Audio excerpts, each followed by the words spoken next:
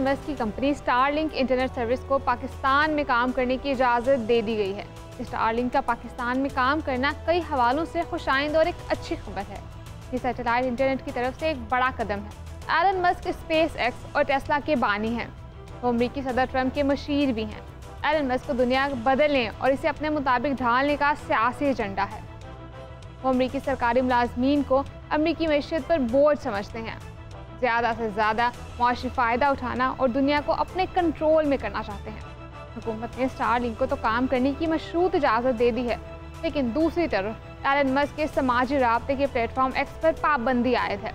Elon Musk ने इस वक्त इंडिया में एक्स ट्विटर पर बास पाबंदियों और सेंसरशिप पर हुकूमत के खिलाफ मुकदमा दायर कर रखा है। एक्स का कहना है कि भारतीय हुकूमत पाबंदियाँ या सेंसरशिप आयद नहीं कर सकती। वो ऐसे इकदाम और कानून साजी कर रही है जिससे एक्स पर मवाद हटाया जा सकता है। एक्स ने इंडियन हुकूमत के खिलाफ हट जाने का दावा किया है। बज़ाहिर एक्स का ये मुकदमा हमारे लिए कोई अहमियत नहीं रखता, लेकिन ये एलन मस्क के सियासी एजेंडे को समझने के लिए अहम है, जो किसी भी मुल्क को ये इजाज़त देने के लिए तैयार नहीं कि वो एक्स पर की जाने वाली पोस्ट वीडियो को सेंसर या हटाने का कहें। पाकिस्तान में एक्स पर पाबंदी इसलिए लगाई गई है कि हुकूमत का दावा था कि एक्स पाकिस्तानी कवानीन की पाबंदी नहीं कर रहा और हुकूमत की बात नहीं मान रहा। स्टारलिंक की वेबसाइट पर इस कंपनी के कवायद और ज़वाबित पढ़ें, जिसमें लिखा है कि स्टारलिंक जिन ममालिक में सर्विस फराहम करता है या करेगा, वहाँ की कवानीन की पाबंदी की जाएगी। पहला सवाल यह है कि क्या स्टारलिंक कंपनी एक्स पर पाबंदी लगाएगी? आपको याद होगा, तहरीक इंसाफ ने हुकूमत के खिलाफ एहतजाज और इस्लामाबाद लॉन्ग मार्च किया तो उसके लिए अपने सपोर्टर से कहा कि वो स्टारलिंक डिवाइस हासिल करें। अगर हुकूमत इंटरनेट बंद करती है तो स्टारलिंक के जरिए सोशल मीडिया पर अपना पैगाम पूरी दुनिया में पहुँचाया जाए। वज़ीर आज़म शहबाज शरीफ की हिदायत पर Pakistan space activity regulatory board ने स्टारलिंक को आरजी एनओसी जारी किया है। सैटेलाइट सर्विस प्रोवाइडर्स के लिए स्पेस एक्टिविटी रेगुलेटरी बोर्ड से क्लियरेंस हासिल करना लाजमी शर्त थी। बाकायदा लाइसेंस पीटीए की जानिब से जारी किया जाएगा। माहिरीन ने स्पेसशिप को पाकिस्तान में डिजिटल शोबे के लिए अहम इकदाम करार दिया है। पीटीए स्टारलिंक की जानिब से फ़ीस की अदायगी और लाइसेंसिंग की दीगर शराइत पर अमल दरामद की निगरानी करेगी। पाकिस्तान में इस वक्त जो इंटरनेट सर्विसेज प्रोवाइडर्स हैं, उनके मुकाबले में स्टारलिंक की सर्विसेज महंगी होंगी। सार्फिन के लिए इसकी माहाना फ़ीस $99 है, जबकि इंटरनेट की फराहमी के लिए इस्तेमाल होने वाली डिश और राउटर की कीमत $549 है। मुख्तलिफ पैकेजेस में जो 35-40 हज़ार से 90 हज़ार और इससे ज़्यादा भी हो सकते हैं। हुकूमत इस वक्त कितना टैक्स लगाती है वो एक अलहदा मामला है। एलन मस्क ने चंद माह कबल स्टारलिंक को security exchange commission of Pakistan में रजिस्टर करवाया था।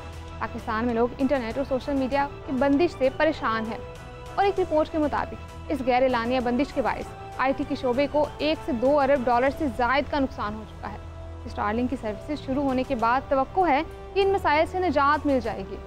इंटरनेट की स्पीड आलमी मेयार के मुताबिक होगी और बिला किसी तातल के जारी रहेगी।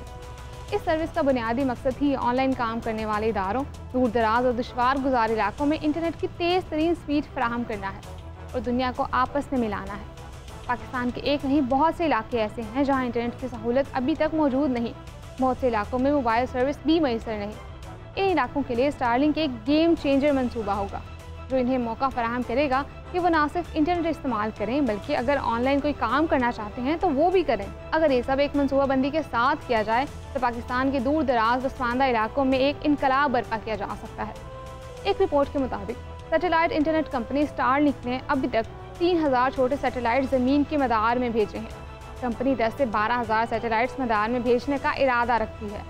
सैटेलाइट्स को इस्तेमाल करते हुए हम दुनिया के दूर दराज इलाकों जैसा कि सहरा और पहाड़ों पर इंटरनेट कनेक्शन तक रसाई की मुश्किल हल कर सकते हैं। ये हमें उन इलाकों तक इंटरनेट हासिल करने के लिए बड़े पैमाने पर इंफ्रास्ट्रक्चर, तारों और खंभों से निजात दिलाएगा। बहरहाल ये बात याद रखनी चाहिए कि रवायती इंटरनेट सर्विसेज के मुकाबले में स्टारलिंक महंगा है। ये एलन मस्क का कारोबारी मंसूबा है, जिसका एक मकसद पैसा कमाना और अपनी अजारादारी कायम करना है। बाज़ लोगों को एतराज़ है कि स्टारलिंक के आने से अमीरों को तो तेज़ तरीन इंटरनेट पूरी आज़ादी के साथ मिल जाएगा, लेकिन गरीबों के हिस्से में फिर वही सुस्त इंटरनेट आएगा जो कभी चलता है और कभी नहीं चलता।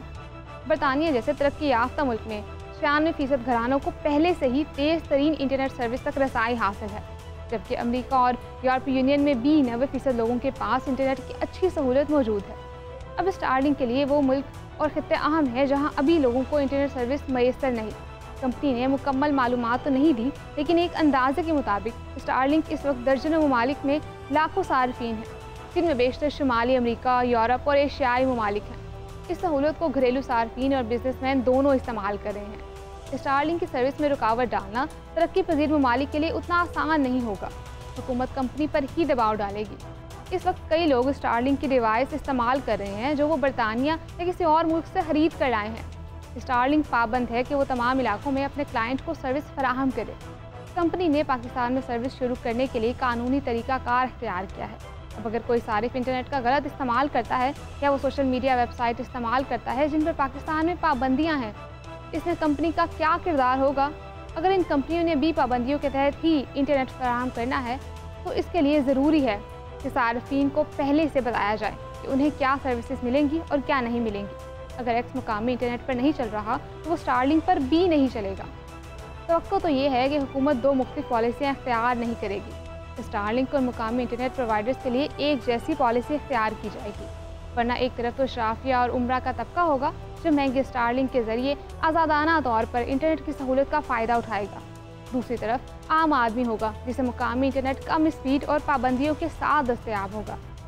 डेनमार्क के एक थिंक टैंक के मुताबिक इंटरनेट और इजहार राय की आज़ादी कई मुल्कों में ख्वाब बनकर रह गई है। इंटरनेट और सोशल मीडिया पर पाबंदियों में इजाफा हुआ है। बरतानवी इदारे की रिपोर्ट में कहा गया कि इंटरनेट और इजहार राय की आज़ादी महदूद होती जा रही है। बहुत कम मुल्कों में बेहतरी देखने में आई है। इन रिपोर्ट से तो यही लगता है कि इंटरनेट और सोशल मीडिया की आज़ादी सिर्फ हमारा मसला नहीं बल्कि ये दुनिया के बहुत से ममालिक का मसला है जिसे हल करने की ज़रूरत है।